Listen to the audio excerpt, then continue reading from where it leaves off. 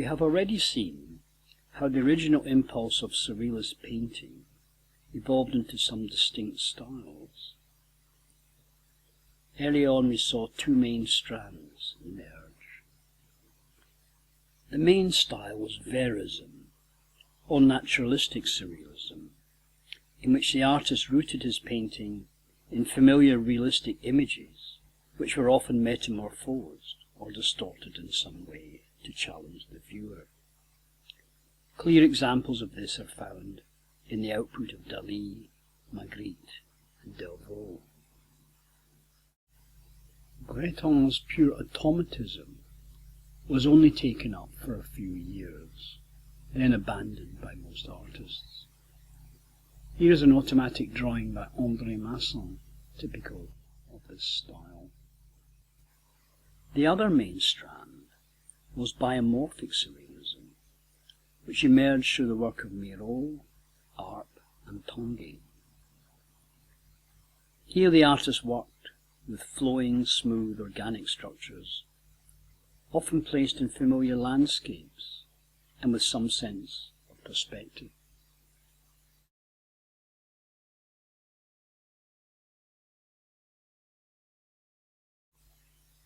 We also saw, in an earlier lesson, how from the late 1930s, Roberto Matta painted in what he called inscapes, inner mental landscapes, supposedly directly reflecting the artist's inner world. As early as 1934, the term post-surrealism was used by California-based Helen Lundeberg and Lorsa Fietelstein to label their work. This was a movement that rose in Southern California and existed for only a few years before they moved on to abstraction. There was also another short-lived group of artists in the USA who were labelled as social surrealists. These primarily wanted to use surrealism to express a left-wing socialistic critique of the society of their time. We saw this in the work of such as Walter Kurtz, Conflict. It was only after the Second World War that surrealism began to metamorphose into distinct art streams. The first to bud off was American abstract expressionism, which drew on the automatism advocated by Breton in his early manifestos. Thus Gorky's 1944, One Year the Milkweed, prefigured this movement.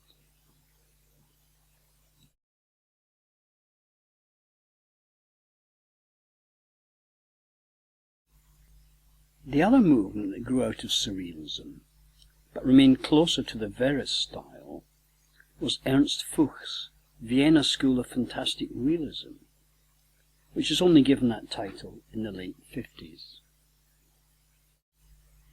We also saw the meta-realists, Joffre and others, emerge in the early 1970s, though earlier in his career, Joffre painted in a Verist surrealist style.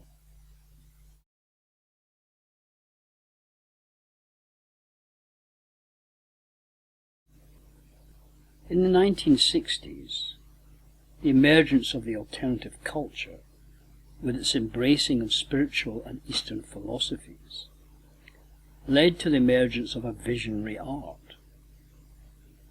The American Robert Venosa, who had studied under Fuchs, began to paint works which attempted to depict light-filled mystical spiritual processes and interior states supposedly experienced through meditation and psychoactive drugs. Let us now look at some of the works of this emerging visionary art movement. Alex Gray's distinctive art style seems to draw upon two sources: the constructed images, supposedly revealed through clairvoyance, of the astral body or etheric aura, popularized by the theosophist Leadbeater and Powell in the early 20th century, and the discovery of Kirlian photography in 1939. Gray also appears to have drawn some inspiration from the Russian-born Surrealist artist Pavel Chelykhov, who eventually located himself in the USA.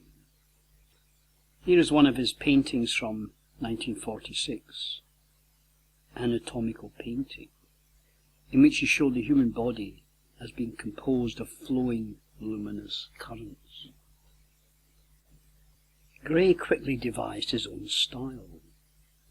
Here is his Psychic Energy System of 1980, clearly structured around the chakra system described in Eastern esoteric traditions. Also, Vision Tree, with its central female figure striking a yoga pose. Gray's art cannot be understood without a sense of his underlying belief system. Within a few years his work became popularized in New Age and esoteric magazines, as well as featuring on rock music album covers. Thus this style was immediately adopted by others drawn to esoteric philosophies. A fine example is seen in the artwork of Cuba Ambrose, who studied with Ernst Fuchs. Here is his The Kohan. The Kohan is supposedly a high spiritual being. And another in that style, The Vine of Adam. Cuba Ambrose worked in other styles more directly within the Vienna school of fantastic realism, as we see in The Will of Neptune.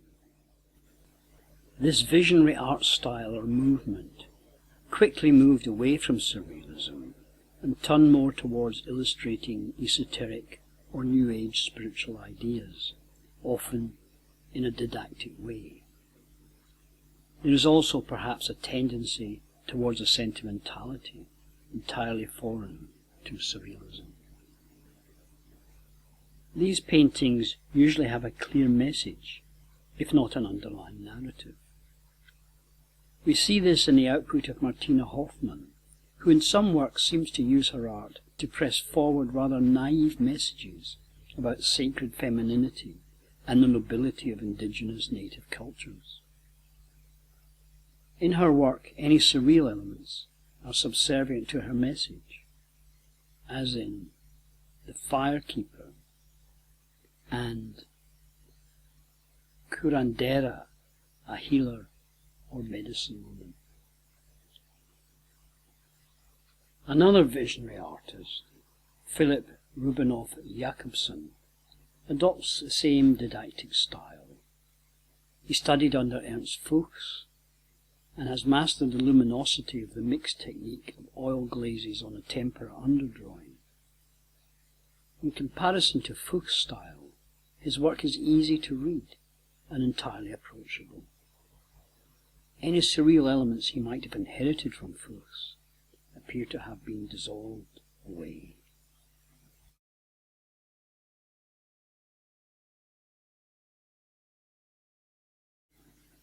In the early 1960s, the American-born artist then living in Britain, Brigid Marlin, formed the Inscape group. Although using the same term, this appears to have little to do with Roberto Matta's Inscapes. Marlin promoted an art style which centered around the active imagination.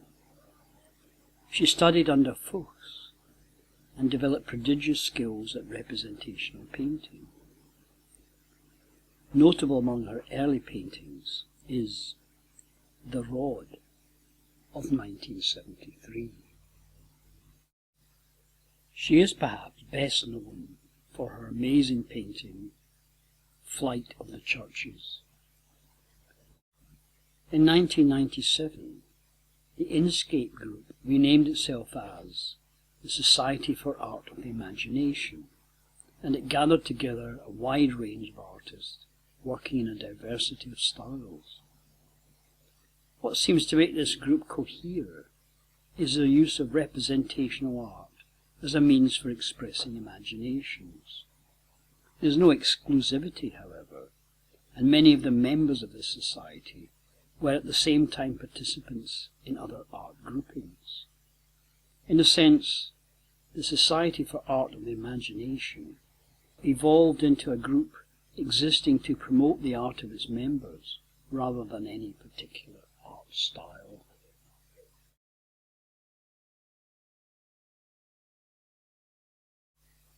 The label magical realism was first applied to literary works, primarily to the novels of the South Americans Gabriel Garcia Marquez and Isabel Allende, but became expanded in the latter part of the 20th century to painting. There is no clear definition, but it became a label used for artworks which seemed to depict reality but then incorporated some clearly strange, out of place or magical element. Though this art style drew from Surrealism, indeed is often almost indistinguishable from Surrealist art, the artist is essentially adopting a rather different stance as regards the composition. Often a familiar scenario has incorporated within it some strange, misplaced, or even supernatural element.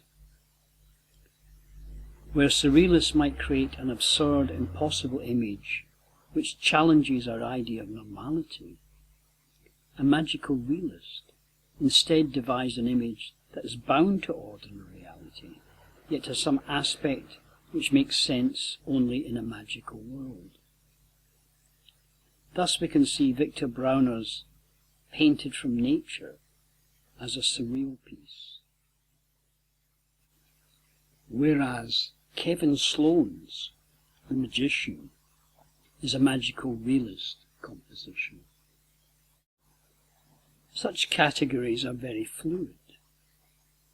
Artists explore their creative space individually and often do not like to be labelled. So one has often to look at the broad sweep of the artist's work and any statements he or she might have made regarding it before rushing to place them in a particular category. Michael Parks is one of the leading exponents of magical realism. Tuesday's Child is representative of his work. The British artist Mike Worrell developed a rather subtle style in which he created mysterious, though not necessarily impossible situations. He is particularly drawn to placing flowing water, powerful sea waves, in domestic scenarios. Mikhail Cheval is a Russian-born artist now working in the USA. His paintings show his mastery of representational painting. He creates amusing, yet sometimes puzzling scenarios, using a set of stock characters and ideas. Thus he often depicts figures in 16th, 17th century court dress, or clothed in 18th century attire, and uses Venetian-style masks, commedia dell'arte figures, strange musical instruments, puppets, and many other images to populate his paintings. His work is entertaining, playful, and in no way disturbing. He prefers to use the term absurdism rather than magical realism to label his art style, though his paintings rarely challenge logic. The brightly lit scenes with their rich colours and amazing detail present a coherent, believable, though constructed world. Cheval has a deep knowledge of the history of Western art, and often quotes from early paintings, as in The Final Cut, which quotes from Vermeer's Milkmaid. Claude Verlaine is a French artist whose work is usually described as being magical realism. His genealogical tree is a clear example. As with Cheval, Verlaine often liked to depict characters from the Commedia dell'arte. Here is his Ressuscité d'Harlequin, Harlequin rehashed. Here is his delightful image entitled The Book.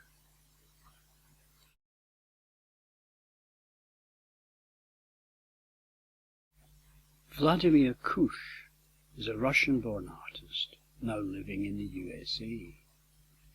He prefers his work to be described as metaphorical realism rather than magical realism, as he often uses metaphors, both linguistic and visual, as a starting point for one of his compositions.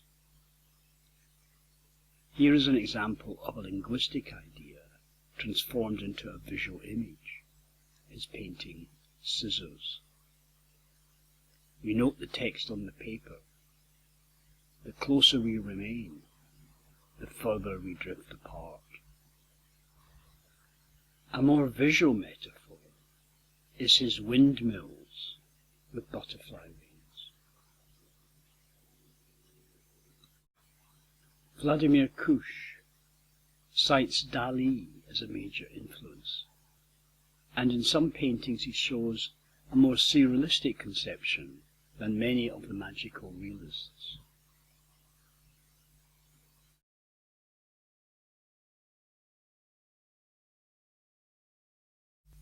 From 2006, the artist Klaus Brusen produced a series of art books entitled Dreamscapes, through which he promoted the work of a number of artists under the label of imaginary realism. So the term fantastic or imaginary realism became another way of labeling artwork which drew on surrealistic elements within the imagined visual landscape. The work of the English painter Patrick Woodroffe can be seen in this way. This is his Alpen Madonna. His Madame Persephone is quite delightful. It appears to illustrate a poem he wrote in 1971. She was the stealer of good dreams. She sat on a stool at the world's end, and taking the earth for a ball of thread, fitted some curtains and went to bed. Woodroffe often worked as a book illustrator, particularly for science fiction and fantasy titles. He greatly influenced the emerging fantasy art that illustrated graphic novels and computer games. Another artist linked by Brusen to imaginary realism was the German Reinhard Schmidt. He often liked to use a more elongated portrait format in his paintings. Of course, many of the artists that Brusen promoted as imaginary realists were also happy to be included in compilations of magical realism.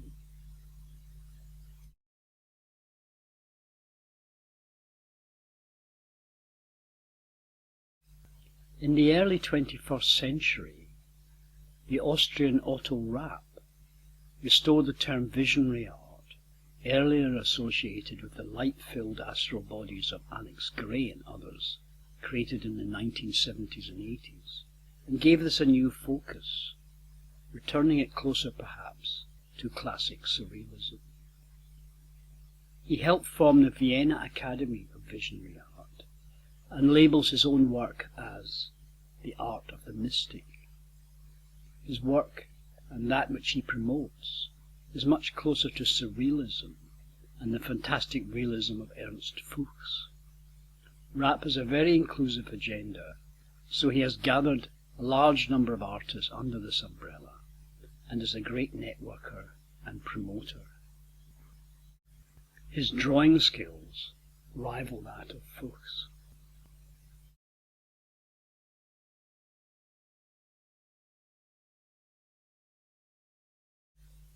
During the period of Soviet control of Eastern European countries, the art school training there was traditional and academic.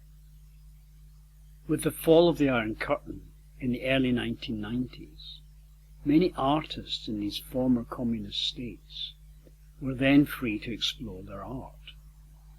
Many turned to Surrealism. Thus we find emerging a plethora of verist Surrealists, with the facility to paint in a representational manner, from Poland, Romania, Estonia, Serbia, and even Russia itself. We will later devote a whole lesson to the work of these artists, including Yuri Lohmüller, Igor Morsky, Wojciech Sudmak, Rafał Olbinski, and others.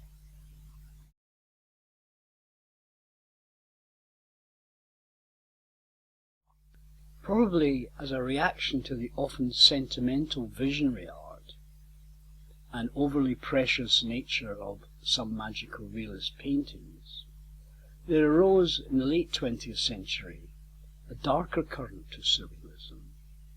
Among the first to embrace this was H.R. Giger, with his disturbing biomechanoid forms. Another early dark Surrealist was the German artist and colleague of Giger, Sibylle Ruppert, 1942 to 2011. Here is her Bible of Evil. Some decades later, this aspect of Surrealism interacted with goth, horror and fantasy art to produce some disturbing and unsettling imagery. With the evolution of complex digital manipulation, a number of artists emerged who used this medium to create dark Surrealist imagery. Among these is the American David Ho and the Australian Bryce Edsel.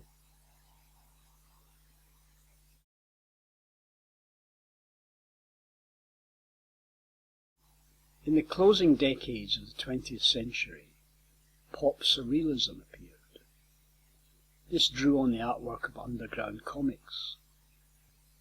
The term was apparently coined for the first exhibition of this style of artwork, which was held at the Aldrich Contemporary Art Museum in 1998. It arose out of lowbrow art, a term invented by artist-cartoonist Robert Williams back in 1979, and is irreverent, humorous, satirical, often making social and political comments. The Californian-based Christopher Ulrich is one of the key figures in creating this style. He likes to depict his figures in bright, heightened contrast, probably borrowing this from comic book art. Fellow Californian R.S. Conant also adopts similar stylistic elements. Mark Ryden is perhaps the best known of the pop surrealists or lowbrow artists. He affects a seemingly sentimental kitsch style, though the subjects, often doll-like young girls, depicted in soft focus, are usually placed in unsettling situations. Although originally arising in the USA, pop surrealism now seems to be influencing artists in other countries. Nicoletta Ciccoli, working in San Marino, obviously was inspired by Ryden's style. Here is her version of Leonor Fini's famous 1949 painting, The End of the World. The Japanese artist Naoto Hattori also worked in this way, but incorporated more distinctly surreal elements. He shows a mastery over painting textured surfaces and creating unusual skin tones. The American Todd Shore draws on pop culture with visual references to characters from animated cartoons, comic books, films, and television series. His work is always witty and often pastiches well-known works of art, as with his Parade of the Damned, based on the 16th century painting by Peter Bruegel, Mad Meg. So we have, in a short space, here surveyed the ways in which Surrealism metamorphosed into various art styles. We'll look at some of these in more detail in later lessons in this series.